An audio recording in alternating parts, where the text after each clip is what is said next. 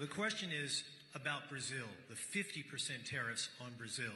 Can you explain why they are being hit with 50% tariffs and why it falls under the umbrella of the International Emergency Economic Powers Act? Certainly. Happy to do that. Now, to be really specific about Brazil, there's actually two regimes at place right here. There's the reciprocal tariff rate of 10% on Brazil, which everyone in the world has, which we're trying to do to control the global trade deficit, which is a huge problem for us.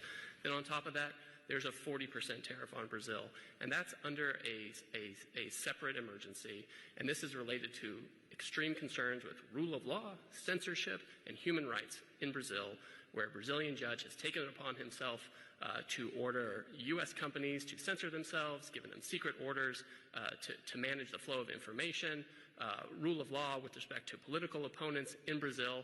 And so when the unlawful detention of U.S. citizens who were in Brazil. Correct. Now, the Treasury Department has often used AIPA, which is the shorthand for the law you're talking about, to impose sanctions, which will cut off countries or companies or persons entirely from the U.S. financial system and cut off trade entirely.